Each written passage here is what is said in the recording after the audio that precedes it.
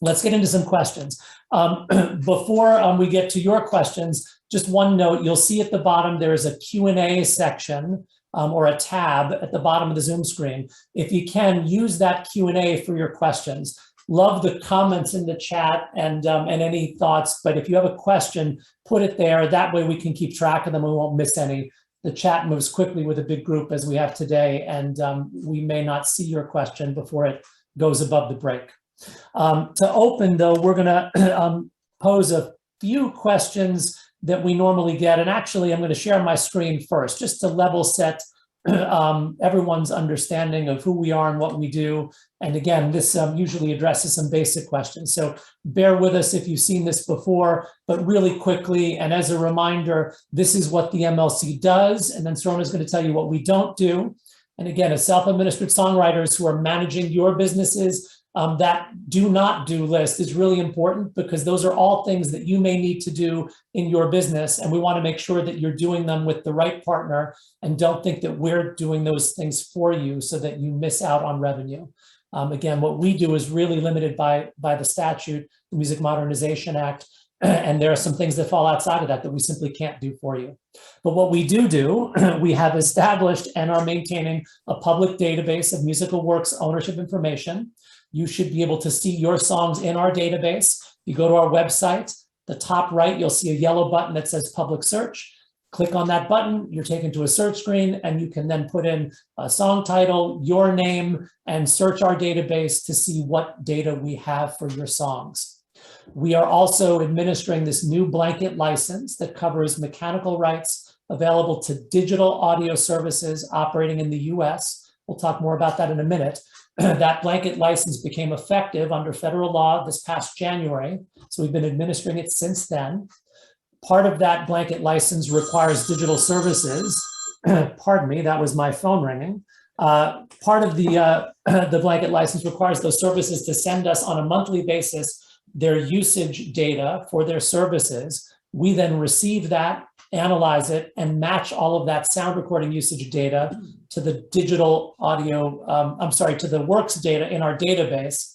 And then by making those matches, we determine how to distribute the royalties that those services pay us. And that, of course, is the last item. We collect and distribute those royalties to you, our members. So that's a real quick overview of what we do. Serrano, now, would you tell folks the things that we are not allowed to do so that they don't forget to make sure they've solved for all of those things too? Absolutely, absolutely. So we do not administer performance rights for musical works or collect performance royalties. So we are not replacing the performing rights organizations that we call PROs. You might have heard the acronyms ASCAP, BMI, CSAC, Global Music Rights. If you're a self-administered songwriter, or even if you are not self-administered, all songwriters should join a PRO, and that's separate from what we do, okay? We do not administer digital performance rights for sound recordings or collect digital performance royalties. So many of you also record the songs that you write. So many of you are recording artists, and you may or may not even know that you are entitled to a particular stream of royalties called digital performance royalties for the sound recording, right, which is separate than the musical work. There's an organization called Sound Exchange, and it's their job to collect those royalties from certain digital services and pay that money to recording artists and sound recording copyright owners. So we are not replacing Sound Exchange. And if you are a recording artist, you need to also make sure that you join Sound Exchange. We do not administer mechanical rights or collect mechanical royalties for physical products. So when your song is recorded and then it's made available on vinyl records or CDs, a mechanical license is needed, but that is not something that the MLC is involved with. We are only involved with digital mechanicals, or mechanicals for digital uses, not mechanicals for physical uses. So whatever process you have in place already, and if you don't have one, you need one, to collect those mechanicals is something you need to keep doing. We do not administer any licenses or collect any royalties related to the use of musical works in audio-visual products. In other words, in videos. Video is everywhere these days, social media, different platforms. We are not involved in collecting for video use. Those are called synchronization uses. There's also public performance involved. That does not involve in the US a mechanical, and that's not something that flows through the MLC. So you have to make sure you have a solution in place to get that money. And then lastly, we do not administer licenses or collect royalties for the use of musical works outside the United States. So for example, take Spotify. In the US, we do collect from them and pass those mechanical royalties on to our members. But Spotify in France or in Mexico or in, you pick any country outside the US, that money does not flow through the MLC. There's a variety of other ways you can collect that money, but we are not allowed by law to collect that money for you, only from United States-based digital audio services. Excellent. All right, Chris. That one is particularly relevant to our folks outside the US. Again, we've got some folks today. We saw Guatemala, Switzerland, France. So for those folks in particular, make sure that you're getting your local streaming royalties and then make sure you're connected with us to get your US streaming royalties. I'm going to flip too quickly. So these are 4 questions that we get all the time. And rather than wait to see if any of you ask them, we figured we would go ahead and answer them quickly so that we get them out of the way. And Serrano, I believe you are going to answer the first question, and then I'll go with the second, and we'll alternate and then kind of get these done. And then once we get through these questions, we're turning to your Q&A. So we already have a few questions in the Q&A, which is great. I just took a look. Please go ahead and put them there. And that's how we're going to spend the bulk of our time, just answering your questions one by one. But Serrano, first question up. Fantastic. And this is going to feel a little like a lightning round. We like to get these out of the way so that then we can focus on more of your questions. So how can I be sure my musical works are accurately represented in the MLC's database? So if you are a member or you're planning to become a member, you can log into the MLC portal at any time to check, manage, or update your musical works data. Our members can make those updates. If you have more than a handful of musical works that you administer and you have data about them in a spreadsheet, many of you do, you can check out something we call our Data Quality Initiative, the DQI. We love acronyms around here. Our DQI, where you can send us your spreadsheet and we will do a data comparison between what is in our system and what is on your spreadsheet, and then send you back just the differences for you to look into and correct if necessary. And we'll post information. Actually, we already have posted information about the DQI in the chat. It's completely free. And actually you can participate in the DQI even if you're not a member.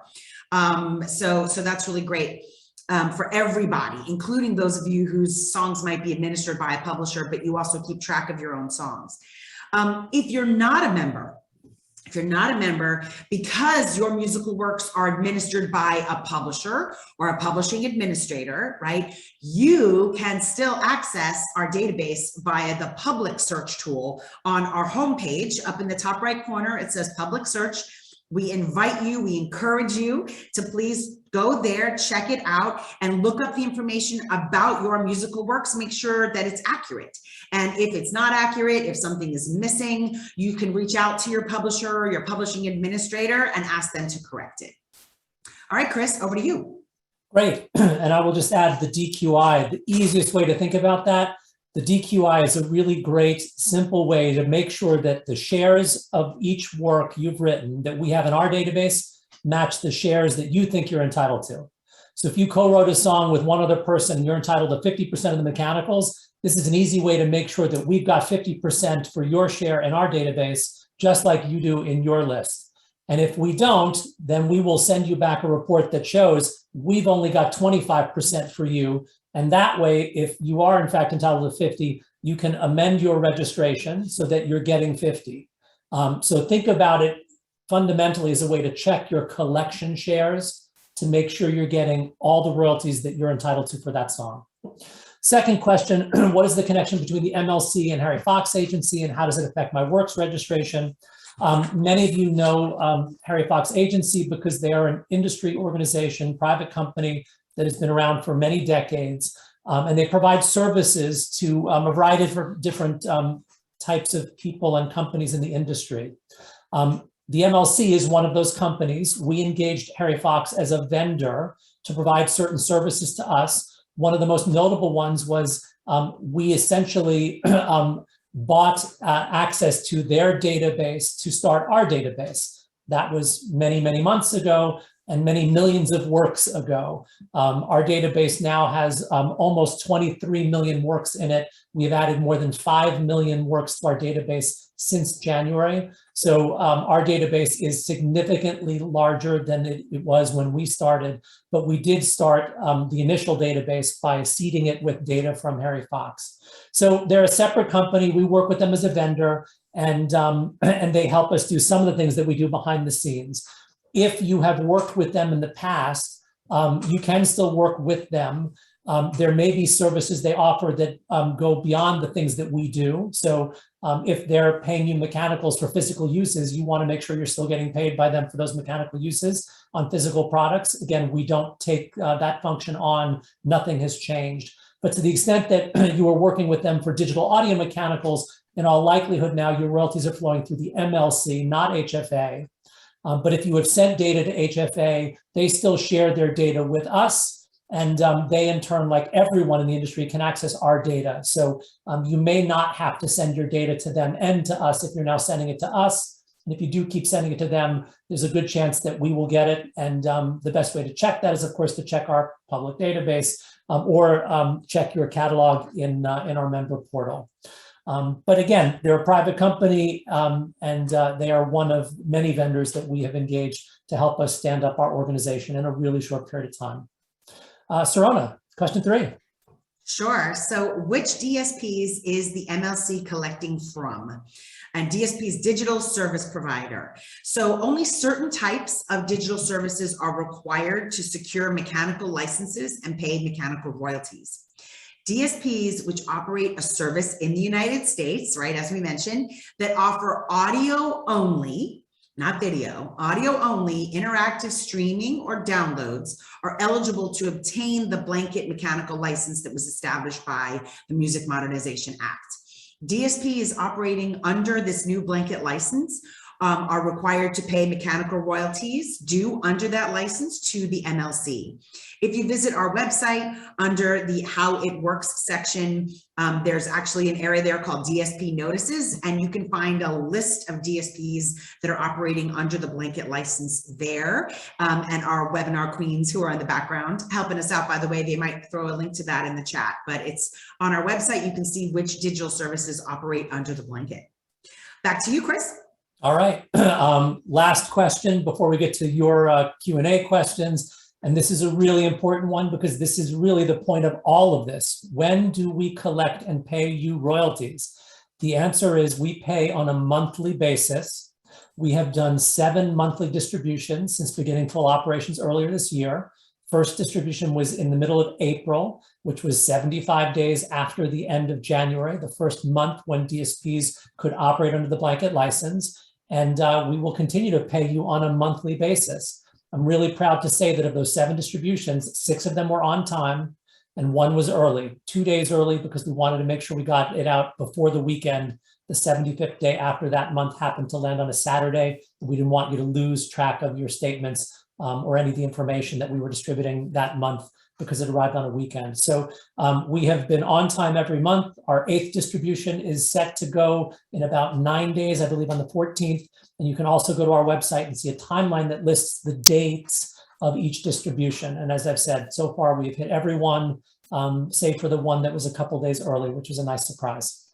All right, we have 13 questions in the Q&A, which is great. I'm just gonna make sure there's nothing in the chat.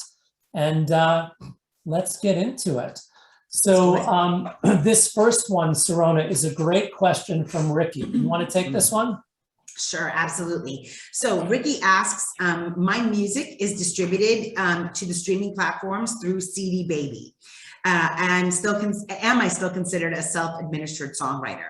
Such a common question, right? So many of you, as I mentioned, are also recording artists, and you have gotten your recordings onto digital platforms through companies like CD Baby, TuneCore, DistroKid, right? There's many of them out there. In that case, those companies provide a service that is digital distribution, right? And that's where they get those sound recordings on digital platforms, and the money that they then pay back to the self-released artist has to do with the use of the recording. Some of those companies, not all, like CD Baby does, TuneCore does, but as far as we know, DistroKid does not. Some of those companies have a second service that they offer if you want to take advantage of it, that is publishing administration, where if you opt in for that, right, if you click whatever you got to click, or you say, yes, I want to do that, they will also collect your mechanical royalties for you and other types of royalties. And so it's not automatically the case that just because your recordings are distributed by CD Baby, that they are collecting the mechanicals for the songs that you turn into recordings, right? That depends on whether or not you have signed up for their publishing administration services or not. So that's something that you would need to go back to CD Baby and check and see if you've signed up those songs with their publishing administration or not.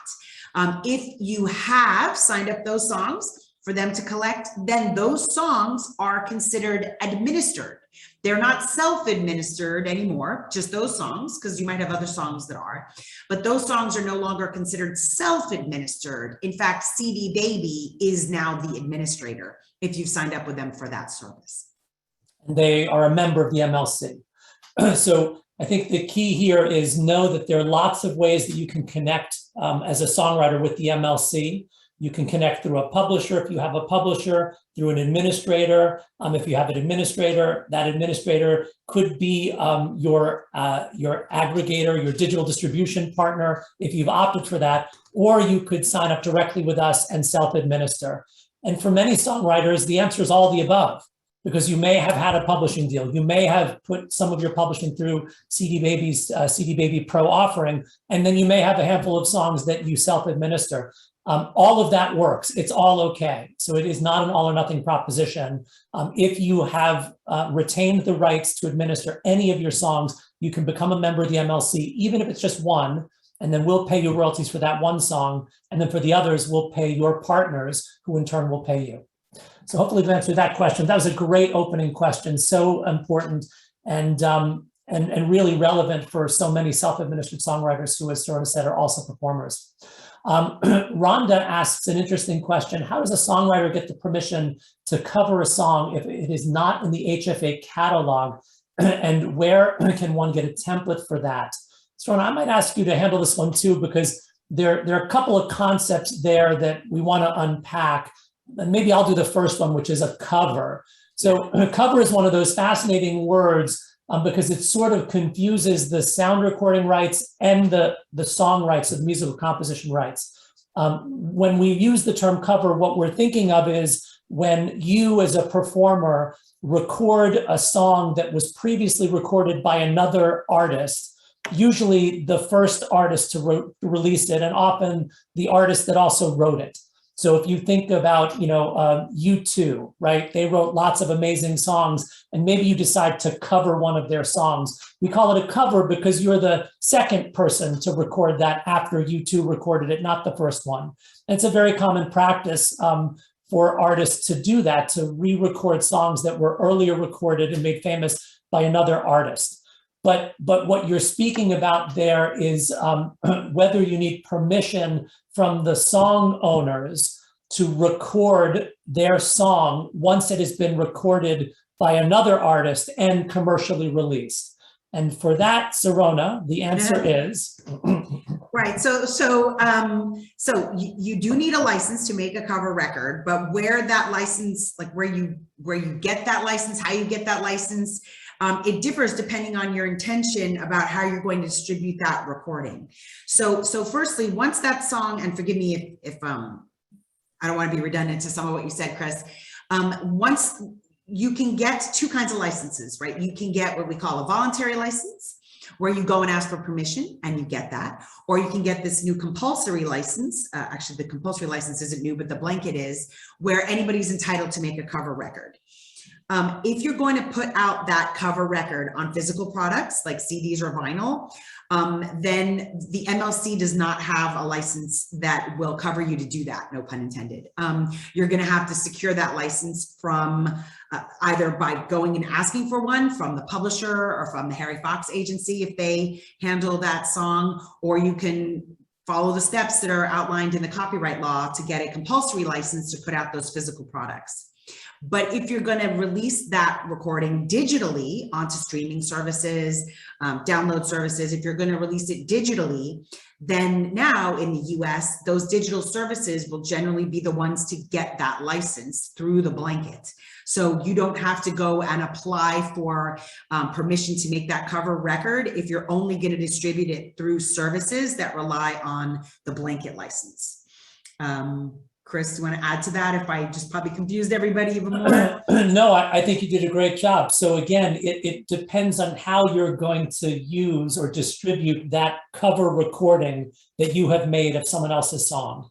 If all you're going to do is put it up on Spotify streaming service or on a download service that is operating under the blanket, and again, that's a much smaller number of services than the streaming side services, then the blanket license will cover that re-record, or I should say that cover, provided you haven't changed the song dramatically, right? And that's the other caveat. If you're doing your interpretation of a Beatles song and you have changed the words and changed some of the melodies and the music, that is not something you can do under the compulsory license. You've got to get permission. So it can be complicated, Rhonda, but hopefully we've given you some helpful information. And since Serrano and I both have legal backgrounds, the one thing we can say is this is an area where it's always good to get some legal advice, because the worst thing that can happen is you get the law wrong, and then you find yourself in a situation where you didn't get consent from someone you should have. So when in doubt, find a legal friend and they can help you out. Hopefully though, Rhonda, we gave you some good information. Randy has a question. How long does it take to see registered works after submission? Great question, Randy. There's no simple answer. What I will tell you is between 80 and 85% of the time, when you submit a registration to us, we respond by either approving that or rejecting it within 3 weeks. And there are instances where those registrations can be approved literally overnight. It depends in part on whether you're registering a new work from scratch or if you're registering your share of a work that was already registered in the database. There are lots of scenarios where things can get a little more complicated, but generally between 80 and 85% of the time, we process those registrations within 3 weeks.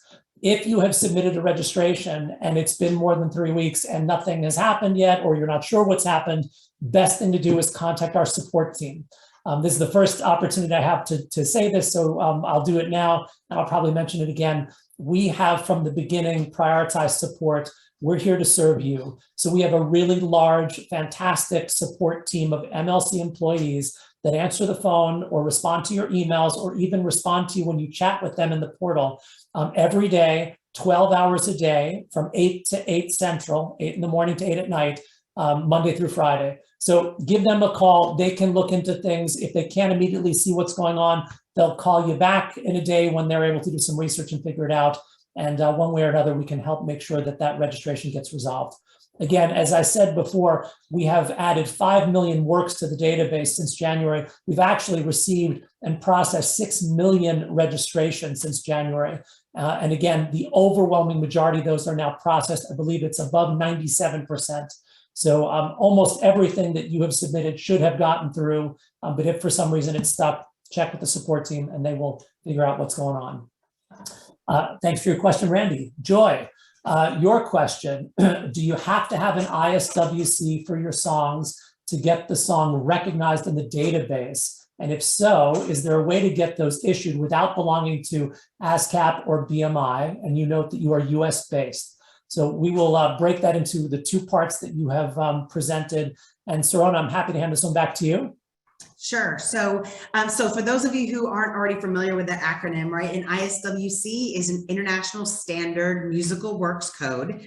Yeah, the M got left out of the acronym for some reason. So International Standard Musical Works Code, and those are assigned by performing rights organizations. The MLC is not able to assign an ISWC to your works. They're a great thing to have. They make the flow of royalties for songs across the world work way more efficiently than if you were trying to do it only based on the title of the song. However, you do not need one of those in order to register your works with the MLC. It's one of those things that we would love to have if you know it. And maybe you register your works and you don't know it at that time and you find it out later. You can always come back and add it to your musical works data in our database, but you do not need to have one in order to register with us. I will say, however, though, if you are a songwriter and it sounds like you have not joined ASCAP or BMI, you really need to be considering joining a PRO. There's performance royalties that you are likely not getting and won't get if you don't join a performing rights organization somewhere in the world. So I do really want to encourage you to do that. And having that ISWC associated with your song in performing rights organization databases, in mechanical rights organization databases, is a great way to help make sure that you're getting all the money due to you. So you don't have to have it. It's a great thing to have, and you really should consider joining a PRO if you haven't already.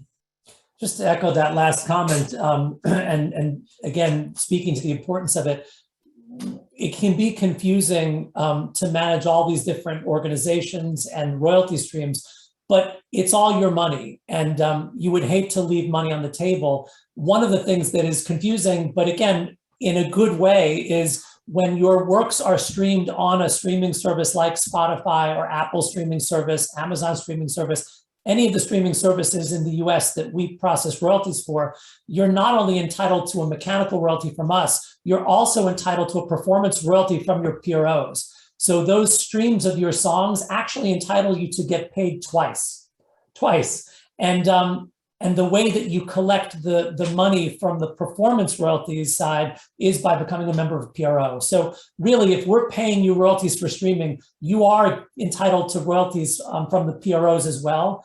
But you need to be a member of a PRO in order to get that money. So please don't leave that money on the table. We like to say, you know, there are 4 ways you can get paid as a self-administered creator. Your PRO and the MLC on the song side, your distributor and sound exchange on the sound recording side. And all 4 of those are important revenue streams. You don't want to leave them on the table.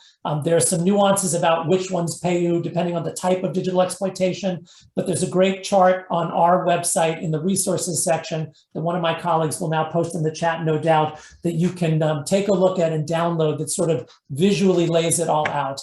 And it really provides you with a great checklist. So you can look at that and make sure you're getting paid properly from each of those organizations where they are paying royalties for the use concerned. Gary, this is an interesting question. You're asking, many songwriters would find it a hardship to do 2 of the copyrights, especially with an average of less than a cent per stream. In your view, can a sound recording copyright suffice? So what you're talking about, Gary, has to do now with the legal concept of copyright, and specifically securing a copyright registration from the Copyright Office in the United States, or potentially from a similar copyright organization in another country, but we'll stick to the US.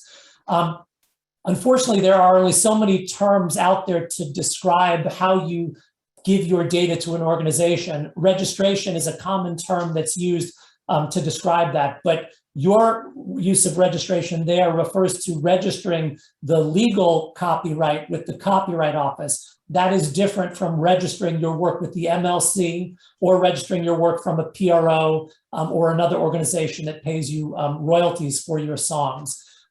Whether or not you need to register your copyright with the Copyright Office is another one of those good questions to ask a lawyer that you know.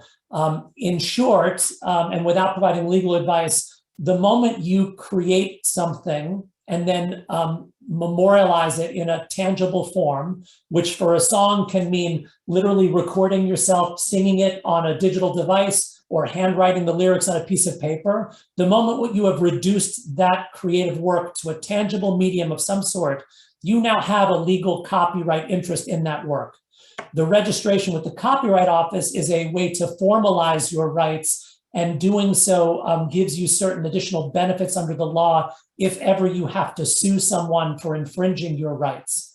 Whether that's something that is likely to happen or not is part of what that lawyer will help you sort out. But I will tell you, while it is great to have a registration for your songs and your sound recordings, I don't think in most instances it is a necessity for every song you've written or every sound recording you've recorded. It really depends on the level of exposure that song or sound recording has in the broader market, the amount of revenue you are earning from it. And you make the really relevant point. If you've got a song that's out there that's only making you pennies a month, it may not be financially worth it for you to register and formalize your rights with the Copyright Office. But again, that's a business decision that is best made in consultation with your personal lawyer or someone who knows the law and can advise you on it. So great question, Gary. Good luck. And we will move on to Steve.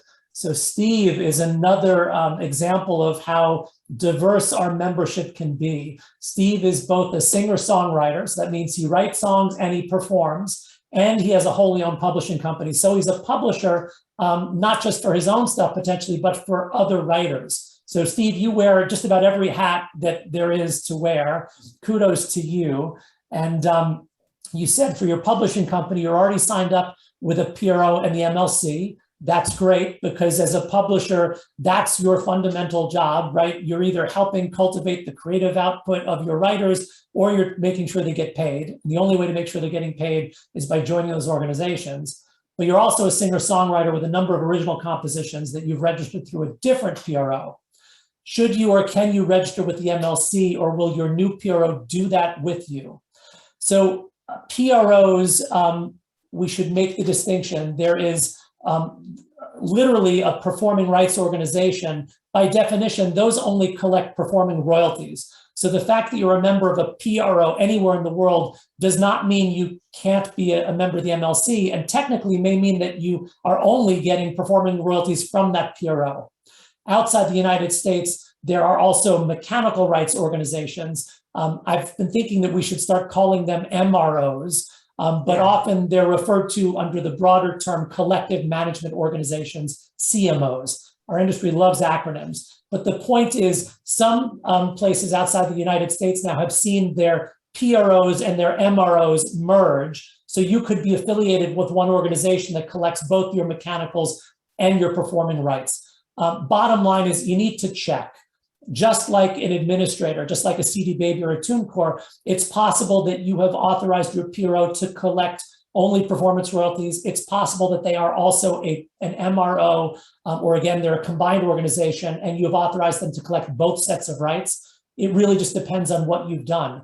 If you have not authorized them to collect your mechanicals, you can become a member of the MLC and we will pay you, but they may be a member of the MLC, and if you've given them the right to collect mechanicals for you, then you don't need to become a member of the MLC.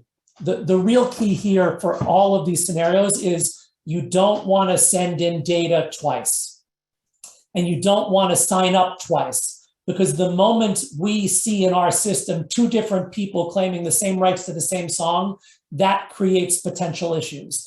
For example, we might think that there's a dispute between two parties because it's not apparent that you and this PRO or CMO organization are actually both connected to you trying to collect the same set of rights. But in the short term, we'll put things on hold because we don't know who to pay. So again, it's really important to get that right by talking to your partners. If you have a publisher, talk with your partner, make sure you know whether they're still collecting for you or not. If you have an administrator, check with your administrator. And if you work with a CMO, a collective management organization, please check with them to see what they do and do not collect for you. Serrano, is there anything you want to add to that? Nope, I think you covered it. I think Okay. you absolutely covered it. Let's move on to Beecher. Who do y'all recommend to collect global usage royalties, since we only do the US?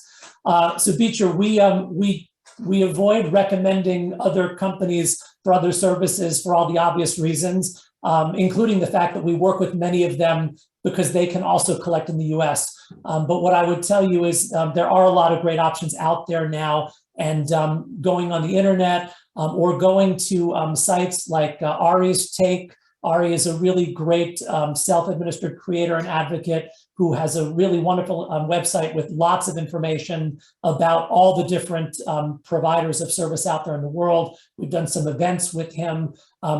Sites like his are great places to learn more about your options for those other service providers. So hopefully that's helpful to you, and good luck.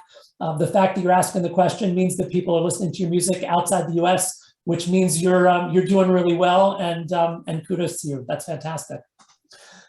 Mark was signed to RCA Records in 1963 at age 7. Love it. Just fantastic. And you wrote 160 Sesame Street songs. My God. So I have grown up with your songs. Serrano, you no doubt have grown up with Mark's songs. Absolutely. Who on the call hasn't grown up with your songs? So really a pleasure to meet you, Mark. And I will look you up later as well.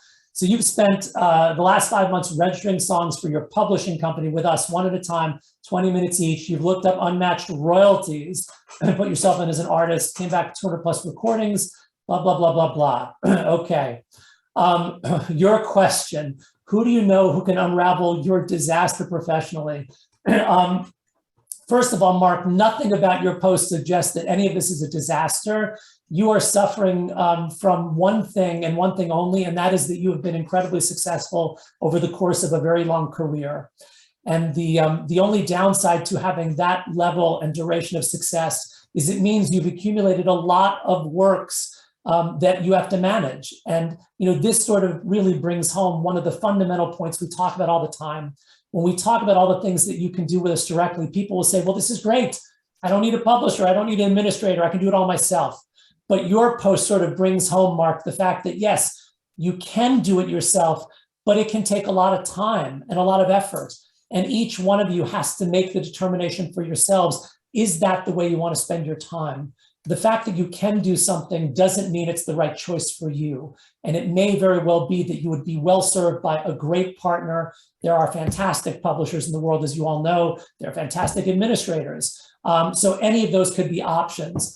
What I would say, Mark, is I think you would be well served looking for someone who is tech enough savvy to be able to understand how to log into these platforms like our portal for you, someone who's got good Excel skills. You might look in your local community and see if you can find someone who went to school for some sort of business or accounting or finance, who has an interest in your stuff and is willing to take the time to get to know your catalog. Often we see self-administered songwriters like you look for those types of people who can help them manage the data. And that's the kind of thing where, again, if you find a young person who's in school or right out of school, you can probably hire them to do some of this work for you for a relatively modest hourly rate. And that's a really great option. We don't have a bureau of those types of folks on our own yet, though that is definitely something we talk about when we talk to people about all the opportunities that there are now, I think, to help people do these sorts of things. So that would be my suggestion on where to look. But I would also go back and say, it sounds like you're doing a great job of doing this yourself. And, you're doing it piece by piece, bit by bit.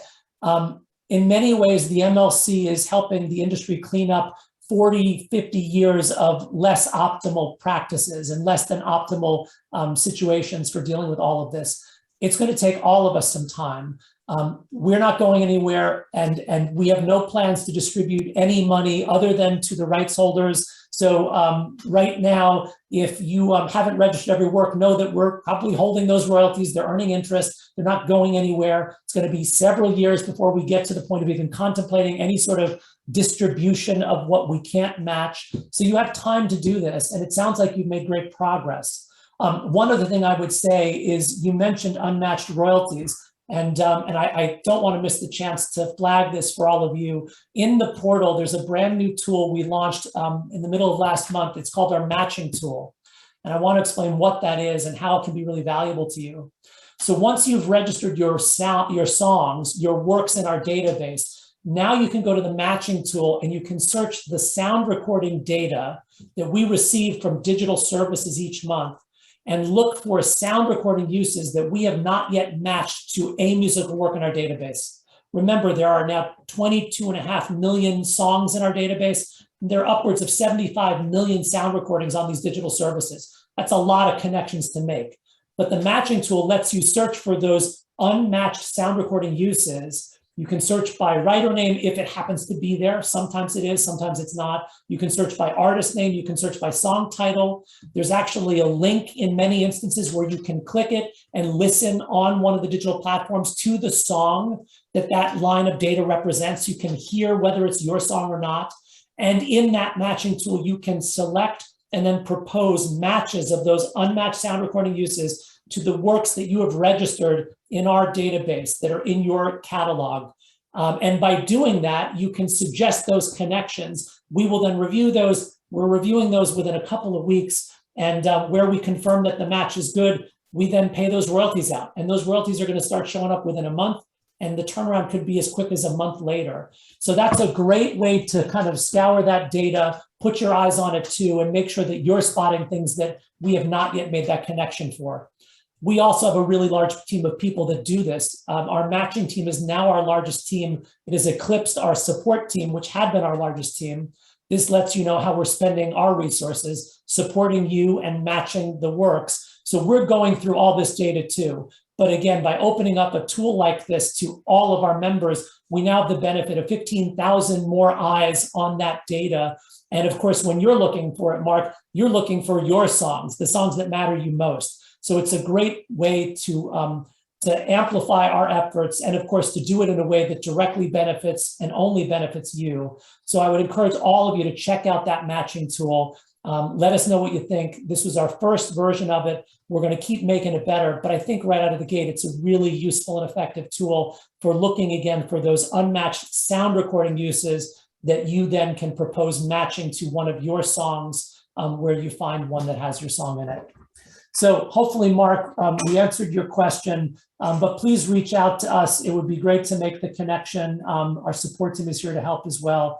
And really, congratulations on a wonderful career and on all the work you're doing to make sure that your house is in order so that you get paid. It's really impressive. Beecher, and I want to make sure we don't slow down too much because we've got 18 questions in the queue. What do we do if one or more of our registered works doesn't come up as a with a match using the match tool? Again, if you find a sound recording use that features your song, and if you have registered that song in our database, it will be there because the second step of the process has you searching your catalog of works to find the match. If you aren't finding it, it may be that you haven't registered that song or your share of the song. We often see that there are songs in the database that list you as a writer, but if you haven't registered your share of that work, then it's not going to show up in your catalog in the member portal. So make sure that you have registered your share of the work. And this is another way the matching tool is helpful because it may remind you, oh, right, I co-wrote that song with 3 people. They've registered their shares, but I didn't register mine. And that's the missing piece for you. Maria from LinkedIn, Oliver, or Unique Oliver asked, does the MLC issue blanket license, or does our blanket license enable a user to create a cover recording?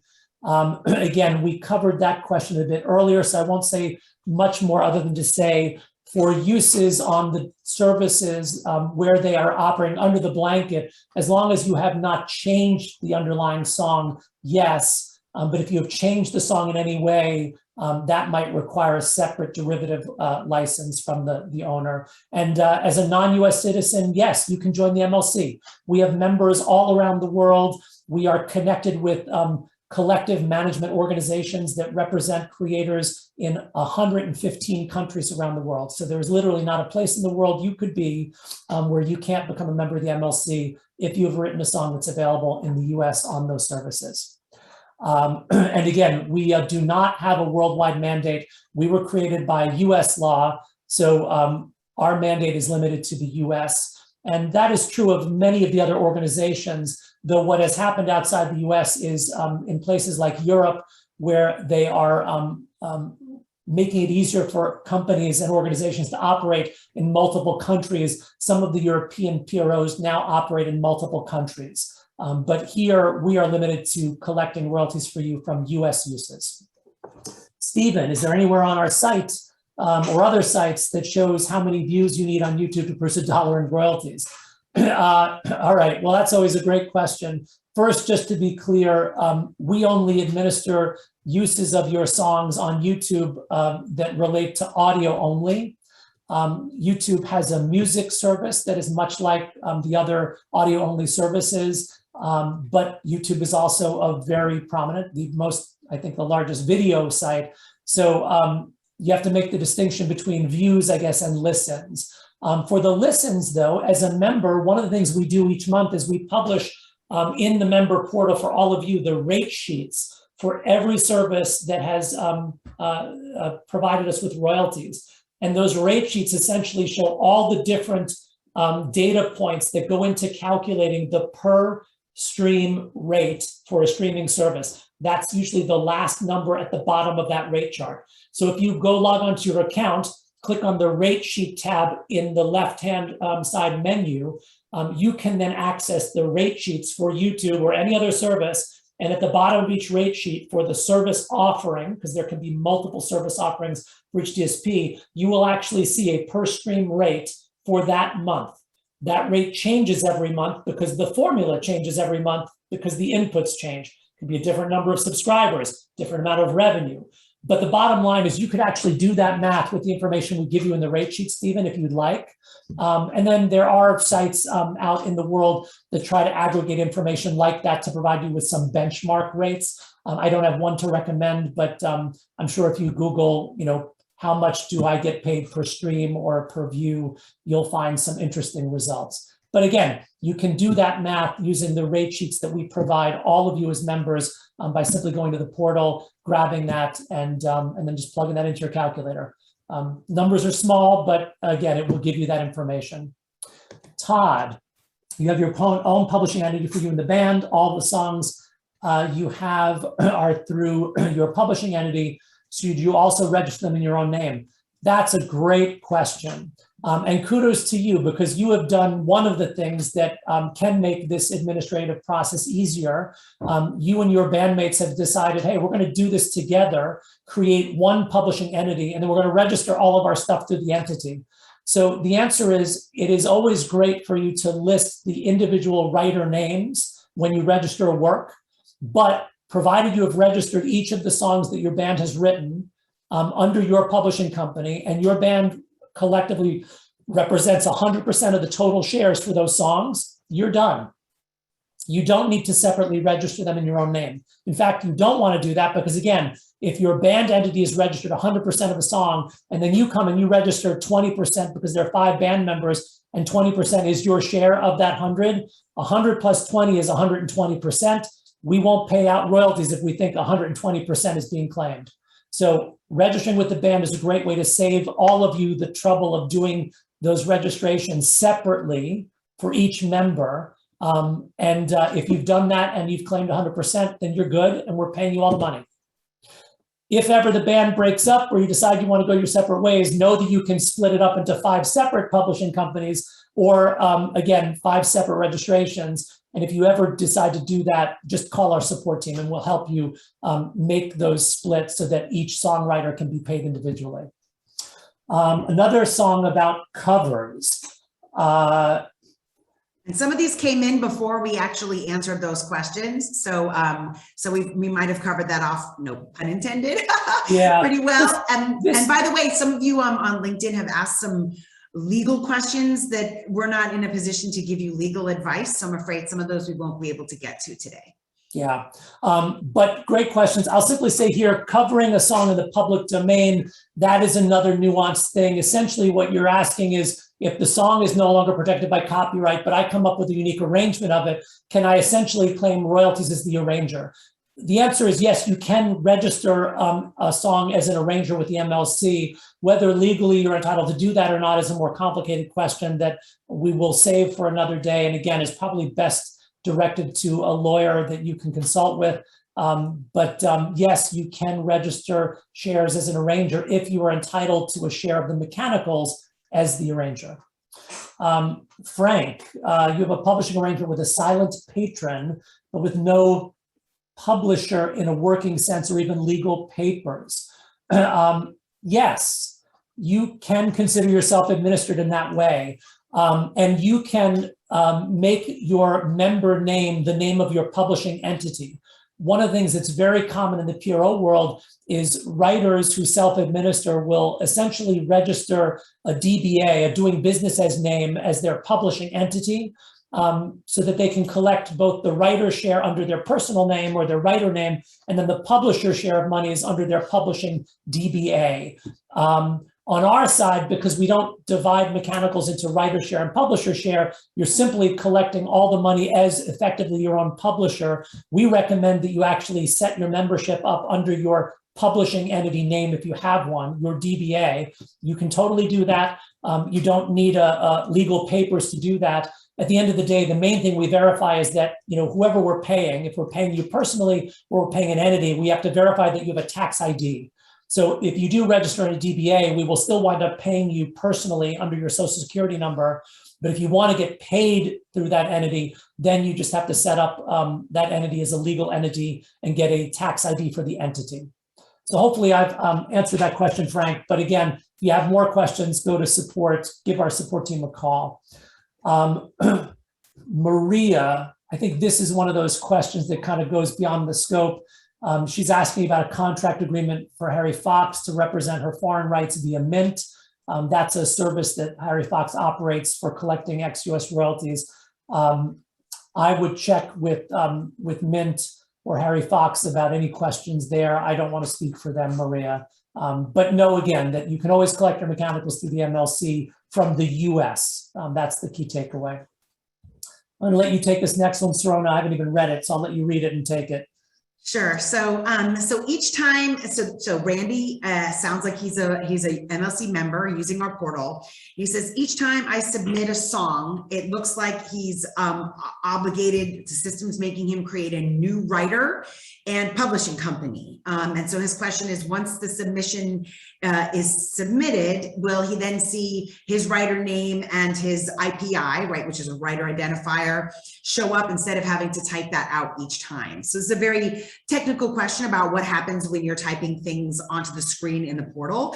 I'm probably not the best person to answer that. And so, Chris, unless you happen to know that exact answer, what probably makes the most sense is for Randy to reach out to our customer experience team, who can walk through both exactly what he needs to be doing. He's probably doing exactly the right thing, and also explain to him what happens once he presses submit, how that all works. So that's probably the best answer for Randy, I think.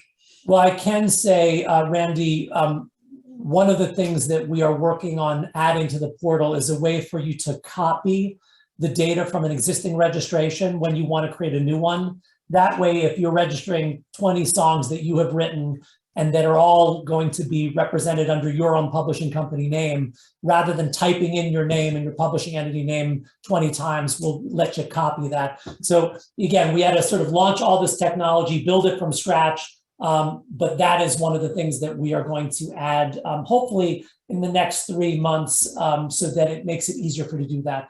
Once it's recorded, though, it's all in there and you should be able to search for it. So once you type it in and we register the work, I don't think you're going to have to type things a second time, because we'll have that data in the registration. Robert, you've recently had songs assigned to you via legal instrument.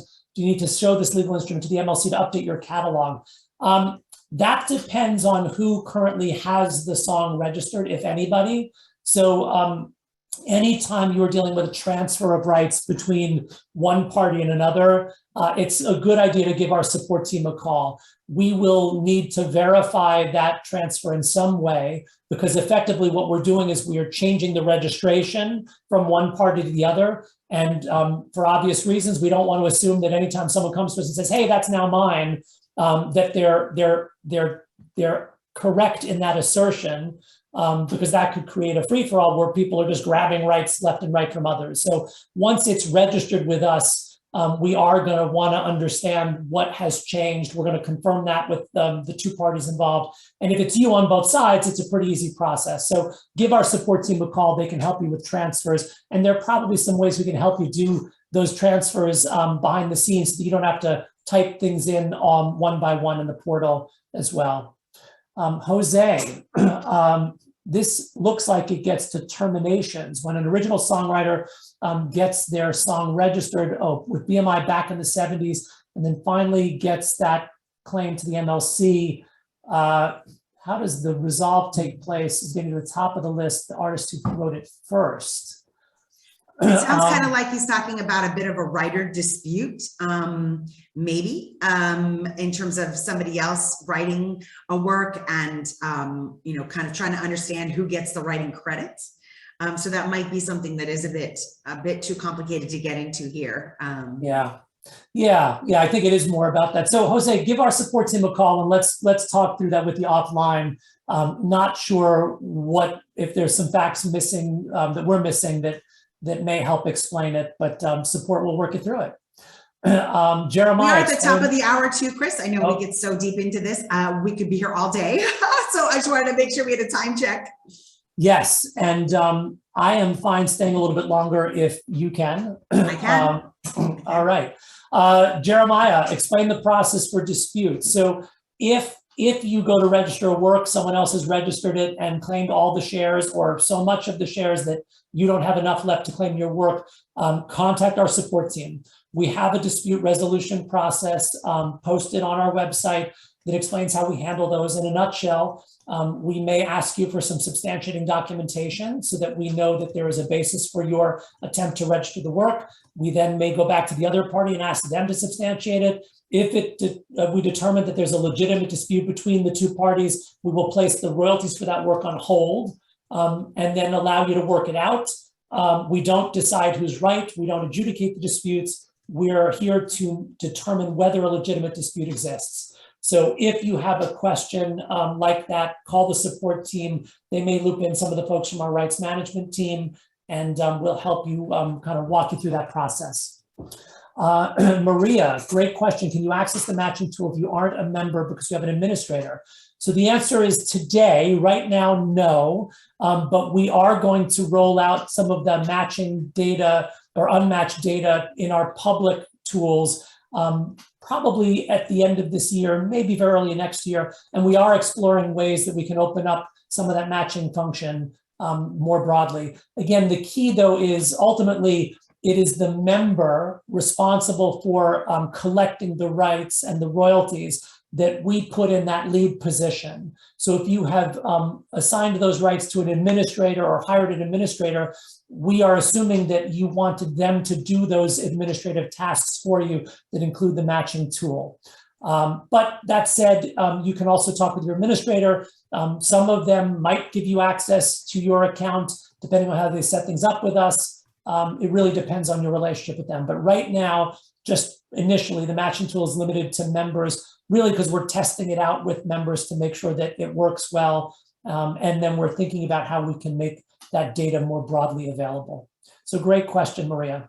Robert, really nice question. If you're in Nashville, drop me a line and we can certainly get together. I will not necessarily let you take us to lunch, but it's always great to connect with members. And we do have an office now in Nashville that's opening. And come next year, I expect we'll have lots of events in the office. So for those of you in Nashville or who are willing to make it here for business or pleasure, know that there will be opportunities to meet with us in person in our office. We are thrilled to be looking ahead to the moment when we can actually do this, not sitting in front of this same computer screen that we've been in front of forever. So Robert, thanks so much. JP. How can you know if all your royalties are being paid? Where can you check if there's no money floating? So again, one of the things you can do, and you've been able to do since the beginning, is just check to see if your works are registered. If you wrote a song with a co-writer and you see in our database that only 50% of the shares are claimed and you have not registered that song, then we've got royalties for you because we can't pay you until you've registered your share of the song. If you look in our database and your song is not listed, we've got royalties for you in all likelihood if that song has been streamed on any one of the services that operate under the blanket. Because again, if the song wasn't registered, we cannot pay you. If you are now a member and you go to the matching tool, you can now search for all of the sound recording uses that we have not matched to a song. if you find a sound recording use that features your song in that tool, that means it has not been matched, which means we have royalties for you. So this again is another way that you can find the data connections that we have not yet made, help us make them and get you paid. So these are all ways that you can figure out if you are getting paid all of your royalties or not. And it really all comes down to the data. If the song is registered in our database, you do a search in the matching tool and you don't see any uses of your song, then that is an indication that you're getting paid all the royalties you're entitled to. Maria is with Socan, which is their mechanical collections arm. Yes, of course. Do we automatically send payments to Socan? Socan is a member of the MLC. So yes, Maria, depending on how you have set your things up with Socan, it is possible that we are paying your mechanicals to Socan, who in turn would distribute them to you. A lot of great folks at Socan, we know them well. Best way to figure that out is to get in touch with their support team, and they can confirm whether or not they're collecting for you. You can also go to the public search and look for your songs, and your songs then should indicate who's collecting for them. So if you see Socan listed as one of the publishers, that is a good indicator that they are collecting your share, especially if you see your name listed as a writer. But again, Socan is probably the best place to confirm whether or not they are doing that. They are able to do that for you. And if you're connected with them and happy with them, then that's a great way to get connected with the MLC. Last question, and it's always exciting when we get to the end. And thank you all. It looks like 61 of you are still here, so you've gone a little overtime, which is fantastic. What is the most affordable way to get things rolling for rights? Well, in the mechanical space, the most affordable way, hands down, I am 100% certain, is become a member of the MLC. And the reason I know we are the most affordable way to do it is because we are 100% free to you, our members, under the MMA that you lobbied for. The digital services are required to pay all of our operating costs, which means we pay through all of the royalties we collect to you. We don't deduct an admin fee. We don't subtract any money off the top. 100% goes through. So we are the best deal in the world when it comes to mechanical rights. I know that for certain. And once you get set up with us, that helps you get your rights organized. And that may help you then register other rights with other organizations. So if you're starting somewhere, start with us. Again, we've got a great support team here to walk you through the process, make it as easy as we can, and explain all the different nuances that exist. And yeah, no better day to start than today, right? So that you can get paid. All right. Woohoo! Serrano. You answered ton. You answered. I took the easy route out. I let you answer most of them verbally while I was typing away, answering lots of other ones through text. So thank you all for all of your amazing questions. We love doing these with you. We'll keep doing these with you. We're here to answer whatever questions you have, either through these or through our support team that's always there for you. I agree. And yeah, true team effort as always is. Thrilled to have Serrano here. She is easily one of the smartest people in the business and a fantastic resource for all of you. And that's why we make her available. So again, thanks for being here. Have a wonderful weekend. Since the next time we do this will probably be in early December, have a happy Thanksgiving for those of you in the States or in Canada that may be celebrating. I think Canadian Thanksgiving was already a little earlier in the year. I always forget it's different, but thanks for everything. And we look forward to seeing you and serving you again soon. Bye, everybody. Bye, everybody.